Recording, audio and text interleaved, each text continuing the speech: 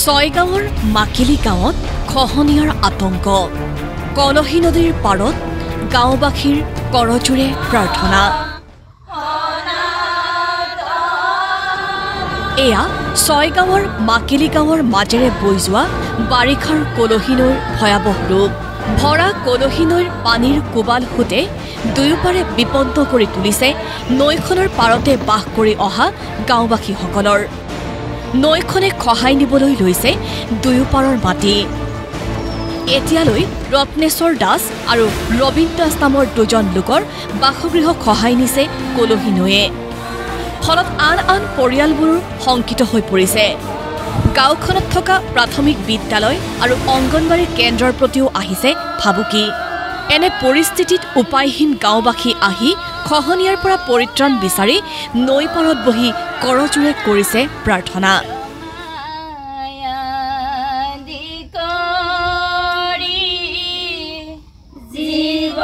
কলহী নৈ আমাৰ মাকালি গাঁৱৰ মাজেদিয়ে গৈছে নৈখন আমাৰ জলাঞ্চল বিভাগৰ মন্ত্ৰী পি.জি. হাজৰিকাদেৱক মানে অনুৰোধ জনাইছোঁ তেখেত আহি আমাৰ এই নদীখন বা এই স্কুলখন ওচৰতে স্কুলখন আছে এবাৰ পৰিদৰ্শন কৰি গ'লে আমি নথৈ আনন্দিত হ'ম উপায়বিহীন সেইকাৰণে আমি ধূপচাতি জ্বলাই ঈশ্বৰৰ ওচৰতে প্ৰাৰ্থনা কৰিছোঁ ভগৱানে যদি ৰক্ষা কৰে তেনেহ'লে ৰক্ষা পাম আমি কিন্তু আমি সকলোকে সুধিছোঁ সকলোকে কৈছোঁ হেমন্ত মামাক কৈছোঁ আৰু ফ্ৰিজ হাজৰিকা ছাৰকো আমি জনাইছোঁ আনহাতে এয়া চাবুৱাৰ গেৰেকী অঞ্চলত ব্ৰহ্মপুত্ৰৰ ভয়ংকৰ ৰূপ ব্ৰহ্মপুত্ৰৰ এই প্ৰবল সোঁতে ইতিমধ্যে খহাই নিছে গেৰেকী বনোৱা প্ৰাথমিক বিদ্যালয় ব্ৰহ্মপুত্ৰৰ লগতে ডিব্ৰু নদীয়েও ত্ৰাসৰ সৃষ্টি কৰিছে অঞ্চলটোত গেৰেকীৰ টেঙাবাৰীতো এতিয়া বুজন সংখ্যক পৰিয়াল খহনীয়াৰ বাবে গৃহহীন হোৱাৰ পথত বহুতে ঘৰ ভাঙি নিৰাপদ স্থানলৈ নিয়াৰ চেষ্টা অব্যাহত ৰাখিছে এইবাৰ আমি দেখিছোঁ যে বিভিন্ন ঠাইত আমাৰ গেৰেকী ঠাইত ভালেমানখিনি আমাৰ পাৰ্কোপাইনাৰ জিঅ' বেগৰ কাম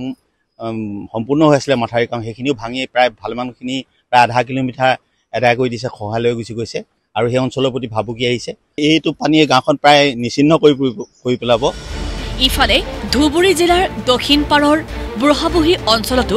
ব্ৰহ্মপুত্ৰৰ খহনীয়াই চলাইছে তাণ্ডৱ খহনীয়াই অঞ্চলটোৰ ঐতিহাসিক বুঢ়াবুঢ়ী থানলৈকো আনিছে ভাবুকি